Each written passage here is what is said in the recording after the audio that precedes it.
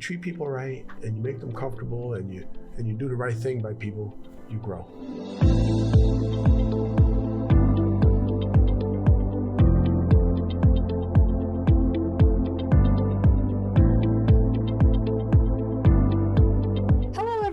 Thank you so much for tuning in to another episode of the GC 360 podcast, filmed right here at Garden City, New York Media, here in downtown Garden City, New York.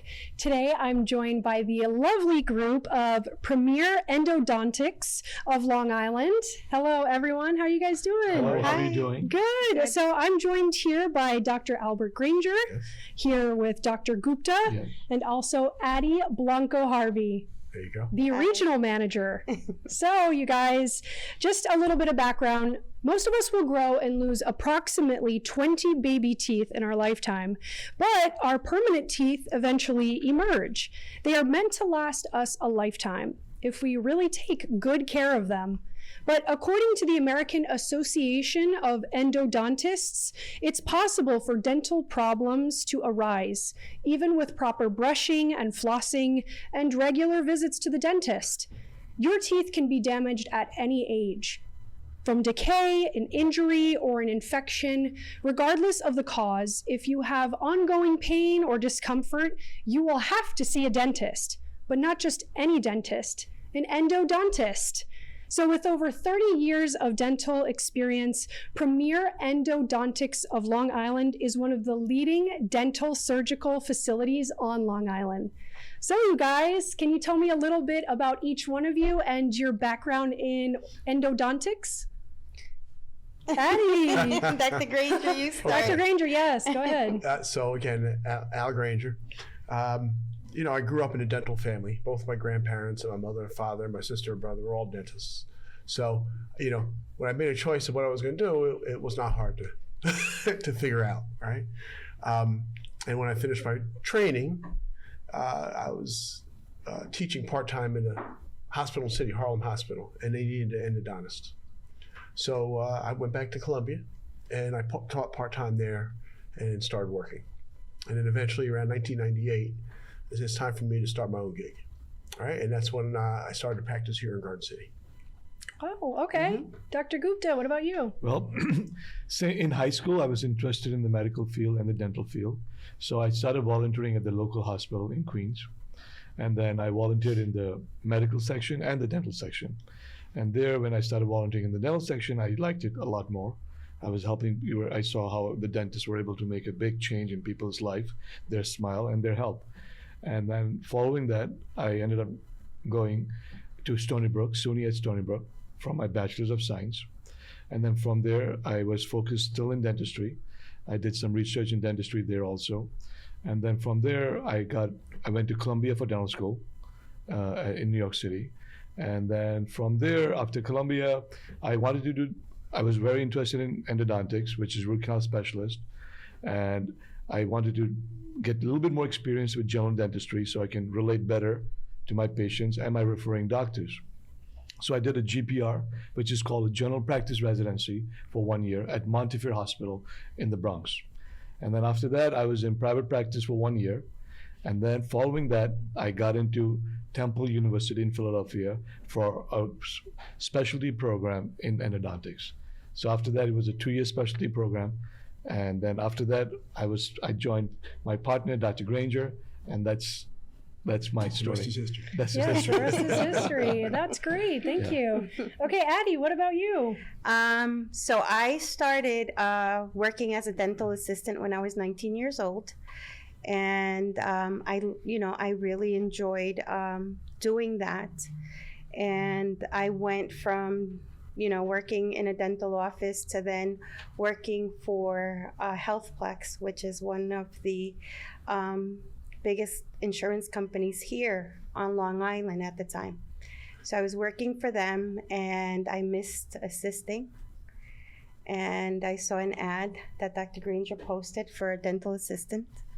And I went in for the interview and he asked me a lot of questions, but one of the things that that always sits in my mind is that he said, "Oh, you know how to do claims?" And I said, "Yes." but your ad said dental assisting. You know how to do front desk? And I said, yes, but your ad said dental assisting. And, you know, he hired me as a dental assistant. And 3 months after that, we went to training, and I came back as a front desk person. And he, you know, he is very much into education and helping someone elevate themselves. So he put me through the Levin Group. I learned how to do public relations marketing.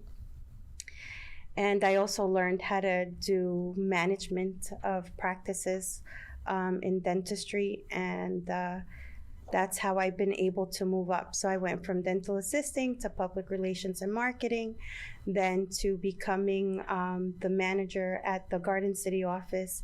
And now that we have 5 locations, I became the regional manager. So I have the oversight of the 5 offices now. Oh.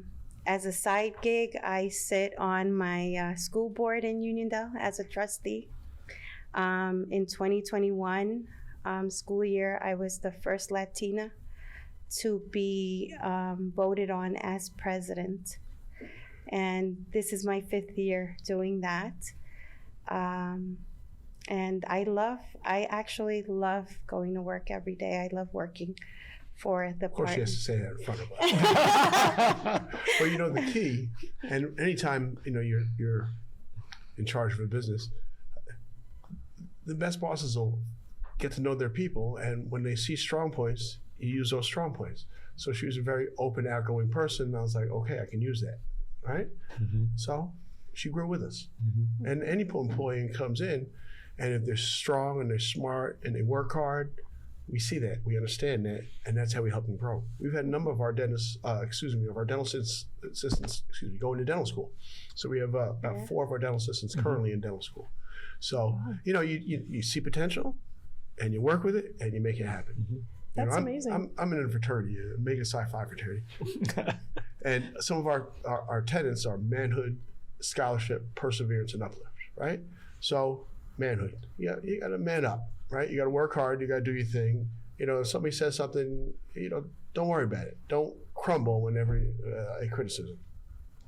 You have to be smart. You have to always work with the continuing ed. You got to be up on things. So I'm always into educating ourselves, educating the staff, educating ourselves, educating our doctors, right? And you got to persevere. You know, life is hard. You always get hit. You got to get up, right? And you got to uplift others. And that's the whole key to life. Manhood, scholarship, perseverance, and uplift people so they can get where you are. I love that. That's amazing. Yeah. So can you guys tell us a little bit more about the educating that you do? What kind of workshops do you guys teach? I know you guys like to teach as well. So can you tell us a little bit more about that? So, you know, so in teaching, I'm very much into teaching because I think it's important to teach young dentists about endodontics. So I do teach at Coney Island Hospital. And I used to go there, give lectures, you know, and educate the residents about the field of endodontics, and so they have better idea when they graduate how to proceed further, and if they're interested in the profession or in how to treat their patients better. And at the same time, we have a big practice. We have a lot of young endodontists who join our group. So we are always mentoring and teaching them, because the first 2 years is when you are becoming a good endodontist. The first 2 years of any profession, you need good mentorship, good coaching. So we are always available when they're treating a patient. If they're having a hard time with the procedure or they need some help, we are there to help them out. And at the same time, also with our referring doctors, we always educate them about our profession and always encourage them to come to our office and to watch us and spend time with us so that they can become a better at root canals if they want to treat some of the cases. Absolutely. I teach at Harlem Hospital. I've been there for 30 since 90. Yeah. It's a long time. Yeah. So I teach the residents there, and I enjoy it. You know, we lecture on endodontics, and I lecture on business and how to run or start your own practice. And also locally, I was very involved in the Dental Society, and even now we lecture 2 or 3 times a year to the continuing ed program at the Dental Society, right? And that's really teaching general dentists how to do endo. I want them to do a good job, and they don't have to send a case to us. I want to learn how to do it themselves and do a good job so they don't have problems, right? So, educating your referral base, which are the local dentists on Long Island, is very important to me, and that's what we do. So, yeah. That's fantastic. And aside from that, Oh, sorry, Addie. it's okay. We also have a lot of students come into the I was practice. gonna say To that. just, we have high school students come in before going to college. We have college students who want to go to dental school. And we have dental students who want to go into endo. Yeah. And they just come and they spend the day with us. And our patient population seems to really like them. They talk to them and they say, you should do it. You're a nice looking kid. So it's kind of fun. They get into it, we get into it, and it's nice. Matter of fact, some of those kids have come back and they work for us now. So it's important to do that. That's fantastic. And just to piggyback on that, we also have high school students that come. So I'm part of the Latina mentoring program in my school district, and we brought them in. And, I don't believe in coincidences, but one of the reasons I wanted to bring them in is because a lot of times some communities don't have the opportunity to show students what they can become. So in doing the mentoring program, I had a few students come to me and say, oh, when I finish high school, I want to be a dental assistant. And I said, when you finish high school, why don't you go to college to be a dentist? And that was one of the reasons that I brought them in, and Dr. Granger, Dr. Gupta, and we happened to have a female doctor shadowing us that day. And, so she got the opportunity to tell them what her process was and how she started in dentistry. That's awesome. It's great that you guys are giving other people in the community an opportunity to learn more about your specialty. So can you guys tell us how your practices have changed throughout the years and evolved? How has it evolved? Well, look, when I started in '98, it was just me in a little 2-chair office, right? And, if you treat people right and you make them comfortable and you do the right thing by people, you grow, right? And when you grow too much, you get too busy. So then you hire people, right? So whenever I got too busy, I'd hire another person, and then I'd hire another person, and then we had to move locations because it wasn't big enough. My little 2 chairs turned to 3 chairs. I moved to 5 chairs. And we outgrew that, and we moved downstairs to 7 chairs. And that's when Dr. Gupta and Dr. Sahasra, my other partner, they both started working for me in 2005. And, we grew more. And in 2010, Dr. Sahasra became a partner, and a couple years later, Dr. Gupta became a partner. And once they became partners, I think, okay, now it's time to grow the practice more. And that's when we bought our Patchogue location, and we grew that. And when that grew and it was going well, we said, okay, well, something's going on here in Hicksville. Let's try Hicksville. And we moved to Hicksville, grew that. So, business. You find the opportunity, you fill the opportunity. And it worked out well. And luckily enough, we were able to get good young doctors to work with us that we depend on. They're excellent.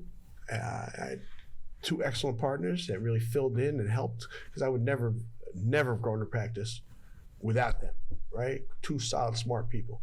And that's why I brought them on as partners, because they're smart, dependable, trustworthy. And that's what you want in a partner. Partnership is a marriage. So I got 3 wives.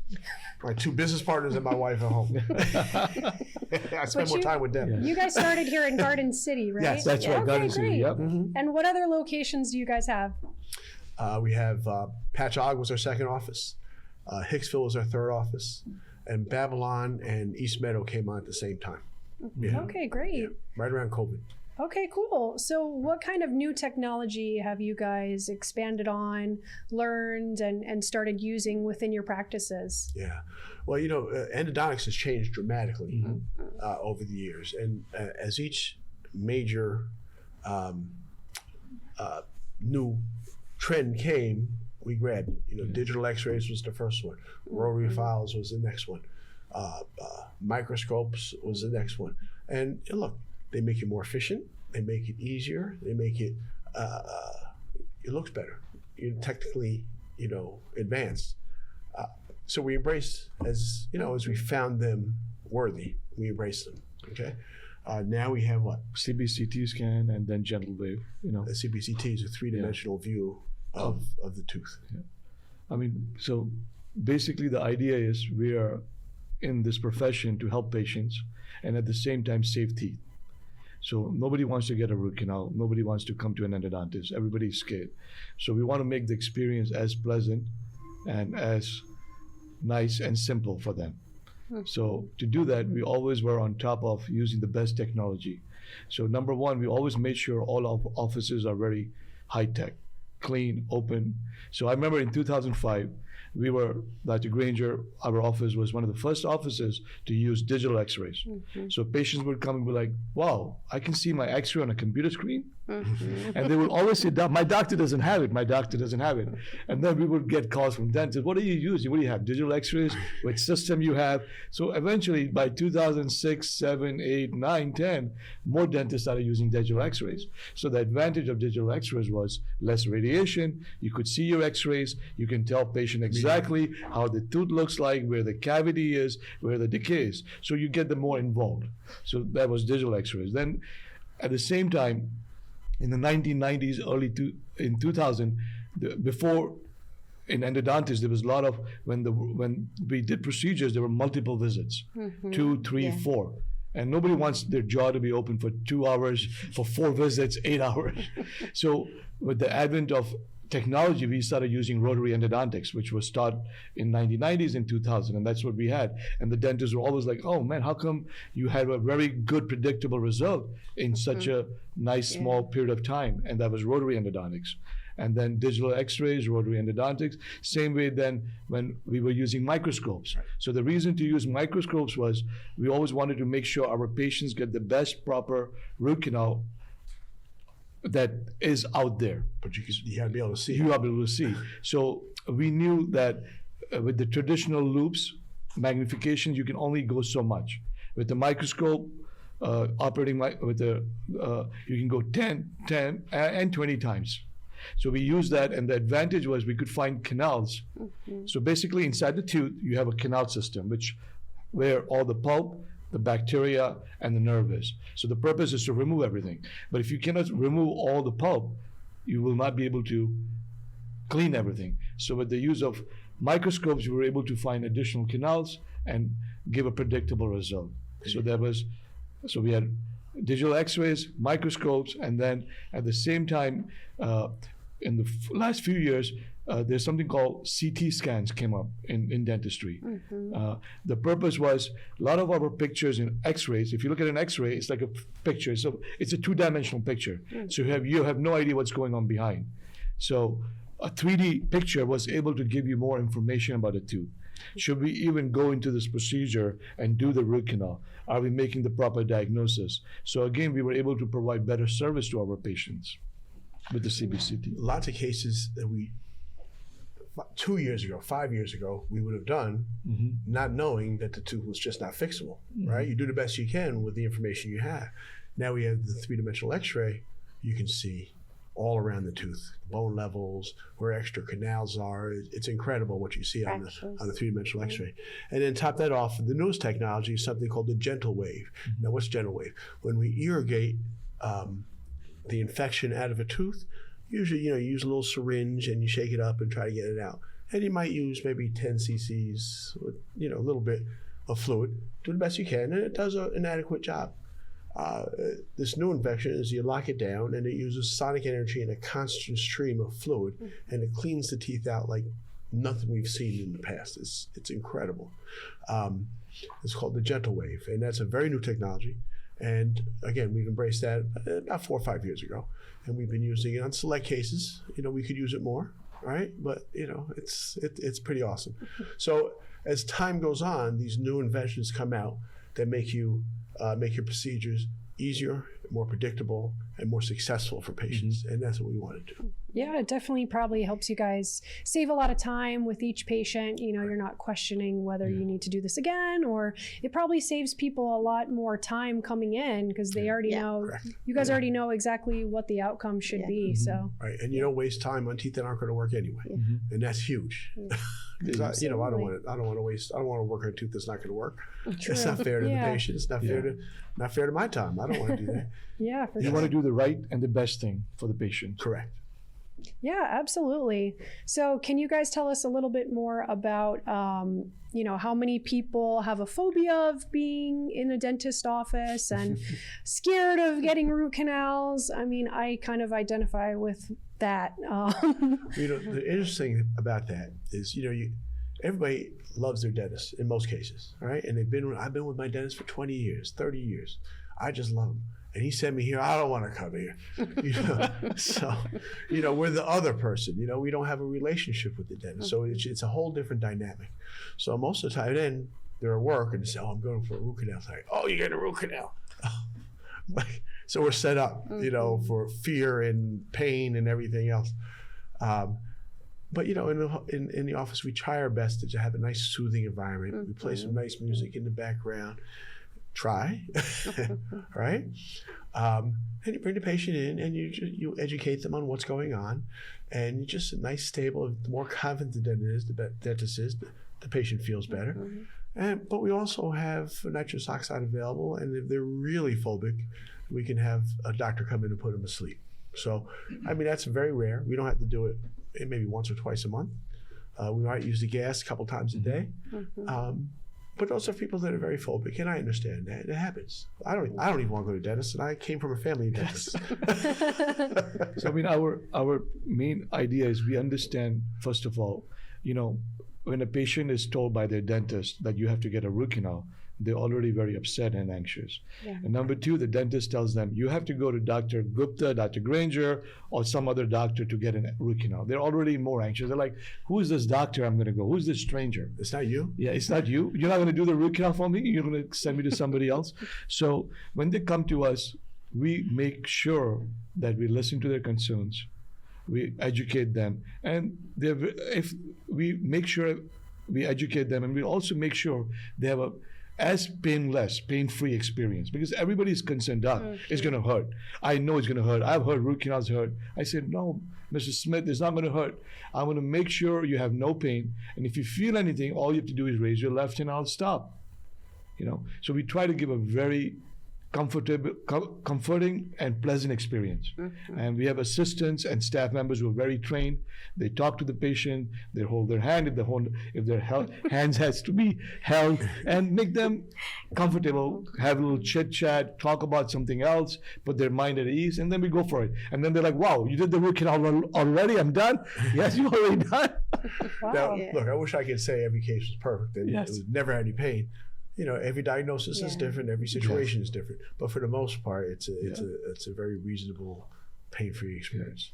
That's great. As long as you build the patient understand that you're trying the best for them, Exactly. and they have confidence in you, and they know that you're doing the best there is, they're very satisfied. And I mean, quite frankly, that's the reason why our practice has grown so much. We try our best to give a good experience for everybody. Try to do as admirable a job, responsible job as possible. Right? Wow. So what specifically do you guys specialize in? What procedures? I'm assuming a root canal, but are there any other procedures that you guys specialize in? Cool. So, I mean, mostly we do root canals. Root canals, again, is about saving teeth. And then a lot of times, sometimes when a root canal goes bad, we try to redo those root canals, and that procedure is called a retreat, you know. And so retreat is going back inside the tooth from the top, cleaning out, removing the old root canal, cleaning out the infection, and redoing the root canal. And the third procedure we specialize is something called apicoectomy. So which is cleaning the tooth from the side, from the gums. So there are basically two ways to clean the tooth. One is to go back in, and one is to go back from the gums into the root. So those are the main bread and butter of our procedures. And I do place implants.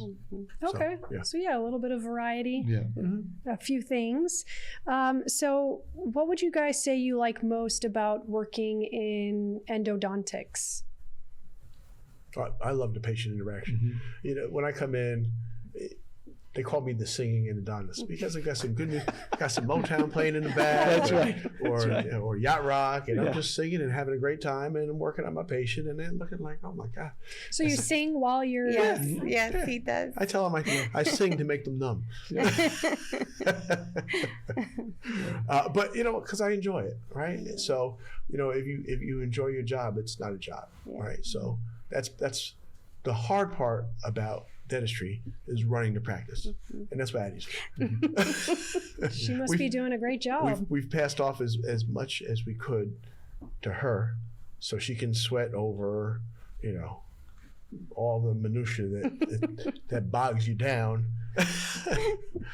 I'm telling you, there's a lot of it. Okay, it's very difficult. It's very difficult to run a practice, and that's why I'm glad I have 3 partners. It's a big practice, and I could not do it. We could not do it without the 3. We could do it, but we couldn't do it well, right? And then the help of Addie, and Addie's built a team that helps her make it work. What do you think is next for the practice? You know, I like to grow. Yeah. So who knows? So There might be a 6 and 7. I was just might gonna give- say that when I Might give my started partners a working. stroke, but Yeah. When I started working for Dr. Granger, in his office, he had a map of Long Island, and he Still had there. it's still there. Mhm. You're right. And he had these little pins in certain areas, and I remember. When I realized that this map was there, I asked him, I said, why do you have a map that you sit behind, like it's sitting behind you? And he said, well, that's where I want to have an office. Every little pin is an office that I would like to open. And that was before the partners came on. And that map is still there. There's still pins our there pins that are have. growing. We used to have some pins left there. I saw. Well, you know, here's the thing, and this is the way I lead my life. I think 5 years out, right? And I plan 5 years out. How am I going to get there? If you don't have a plan, you don't have a focus. So I plan 5 years out, and I focus towards that plan, and I build towards it with everything I do, right? And it's not just building the practice; it's in everything I do. What do I want to do in 5 years? Do I want to buy a house in 5 years? Yes. Okay. I got to work towards that. Because if you don't set it up, you don't work towards it. If you don't work towards it, it doesn't get done. Right. So again, I said, you know, I'm trying to think who said it. Wait, America's great. Right. You work hard, you plan, you can do very well. And I work hard, I plan. Right. So, Yeah. On your question, And I'm doing pretty well. Again, I also love my profession. I love is that I'm meeting new people every day, new people, and I have to break the ice and make them have a good experience, get them out of pain, and save their teeth. There's nothing like that, you know. Which profession in this world will give you an opportunity to help people and meet a lot of people and make a difference in their lives? It's a root canal specialist. Yeah. That's fantastic. So is there anything that you guys want to share with the viewers watching? Any kind of tips of how they can take care of their teeth? Visit your dentist every 6 months. If you break a tooth, don't wait. Yeah. Right? Oh, it doesn't hurt right now. Mm-hmm. You know, easily endodontics can be put out of business by people just going to the dentist every 6 months, getting their teeth cleaned, checked, and fixed. You know, we thrive on neglect. Yeah. Okay. Or, you know, chewing ice. Yeah. Or chewing hard bread. That helps quite a bit too. Yeah. Just pay attention. I would say probably brush 2 times, morning and night. And I would say floss, and also rinse after every meal. If you eat a snack, just go take some water and rinse your mouth, because that sugar, that carbohydrate that's going to sit there is going to start causing a cavity process. So just rinse your mouth and that's it. And visit your dentist. That's very important. You know, and I'll say this. there's so many excellent general dentists on Long Island, okay? And so many times so people go to the dentist and say, oh, he's just trying to sell stuff. I don't want to do it. I just want to do this. Oh, just listen to what they have to say. Work up a plan with your dentist and implement the plan, right? They go in there, they do full x-rays, they look at everything that needs to be done. If you have some gum disease, get the gum disease treated. If you have a couple cavities, get the cavities treated. If you have missing teeth, get the teeth fixed. If you have crooked teeth, get them realigned because every step, everything matters. If your teeth are crooked, you get more gum disease. You get more gum disease, you get more calculus, you lose bone, you lose teeth. Then you need implants, okay? We're there for all of it. It's one thing, it's like dominoes, right? So if you catch that domino early, right, and don't let it fall, you're gonna be okay. So he said, you start off by brushing and flossing every day, but you rinse your mouth after you eat, but you have to go to your dentist. You have to find a general dentist you trust and listen to him. If you pay up front, you don't have to pay down the line, right? And we're glad to sit back and just collect when you neglected yourself, because that's how we survive on waiting too long. And if you find yourself in need of a root canal, call us. Absolutely. Yeah. Thank you guys so much for being fantastic guests here on the show. My pleasure. I think I've learned a lot about endodontics that I definitely didn't know before. So you guys have been very educational, and I really hope to see you guys next time I need to go. That's right. You don't want to see it. You don't want to see it. You don't want to see it. Well, thank you guys so much for all of your insight, and thank you all for tuning into another episode of the GC 360 podcast. We'll see you guys next time.